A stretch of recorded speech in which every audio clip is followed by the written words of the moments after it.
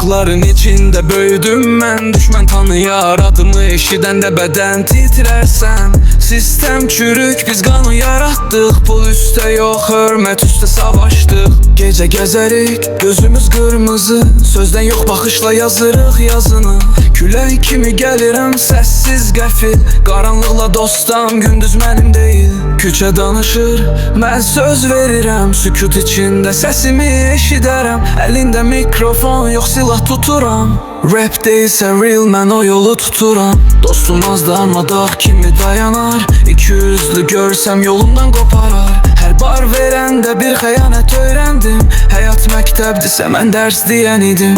Düşmən arxamca danışar, qorxur qabağımda. Çünki həqiqət var hər misramda. Ən son nəfəsimə qədər bu oyundayam. Taxt mənimdir, rəqiblər toz içində qalar.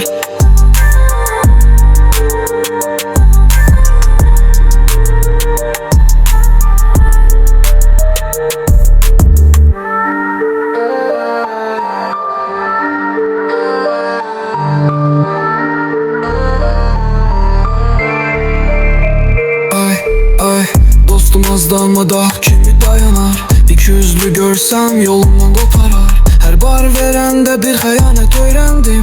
Həyat məktəbdirsə mən dərs deyən idim. Düşmən arxamca danışar, qorxur qabağımda. Çünki həqiqət var hər misramda. Ən son nəfəsimə qədər bu oyundayam. Taxt mənimdir, rəqiblər toz içində qalar.